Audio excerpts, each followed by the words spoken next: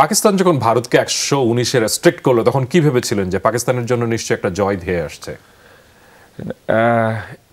It's not come, আমার কাছে মনে হচ্ছিল যে এটা সহজে আসবে না, but way the Babar and Rizwan was started, আপনি দেখেন বলাররা তো তাদের কাজ করেছিল, পাকিস্তানকে একটা কনফিডেন্স দিয়েছিল যে হ্যাঁ, but wicket little bit unpredictable. আমার কাছে মনে হচ্ছে T20 ফরম্যাটে এই উইকেটে আসলে আপনি কোনোটাই শিওর হতে পারবেন না যে কোন স্কোরটা আপনি ডিপেন্ড করতে পারেন। বাট সেই জায়গাটায় যেটা বললেন আপনারা, কিছুটা unbelievable performance from bowling department, চমৎকারভাবে টিমে ব্যাক করিয়েছে।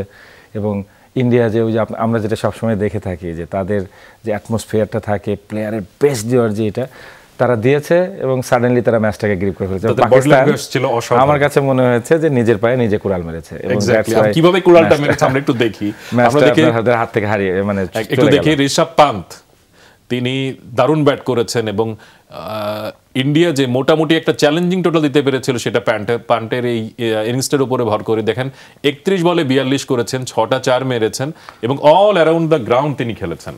এখানে পাকিস্তান ফিল্ডারদের অবদান আছে। হ্যাঁ, এবং দেখেন ডাউন দ্য গ্রাউন্ড, ওই বিহাইন্ড দ্য গ্রাউন্ড দেখেন 9-18 রান এসেছে বিহাইন্ড দ্য গ্রাউন্ড।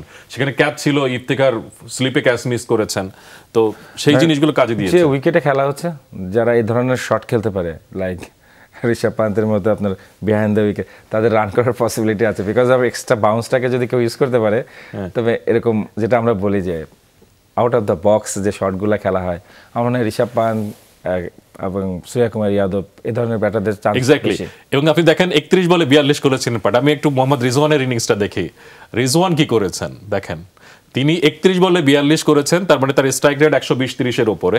অন্যদিকে মোহাম্মদ রিজওয়ান 44টা বল নষ্ট করে 31 রান করেছেন এবং আপনি দেখেন তার শক্তিশালী জায়গা হচ্ছে স্ট্রোক সুইপ।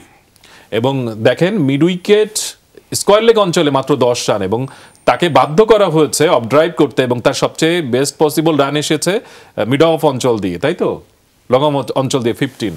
তার মানে তাকে কিন্তু ইন্ডিয়ান বোলাররা বোতলবন্দি করে ফেলেছে। অলমোস্ট আপনার করিডোরে বোলিং করেছে, অফ স্টাম্প করিডোর, যেখান থেকে আপনাকে নড়তে দেয়নি, তার শক্তিশালী জায়গায় ব্যবহার করতে দেয়নি। এবং একটা সুযোগ এসেছিল যেটা ক্যাচটা ফেলে দিয়েছিল, আপনি যদি খেয়াল করে দেখেন যে বুমরা বলে ডুবে আপনার ক্যাচটা ফেলে দিয়েছিল, তো ওইটাও কিন্তু ছিল সেই 4 রান যেদিক থেকে আসছে আপনার স্কয়ার লেগ এরিয়াতে।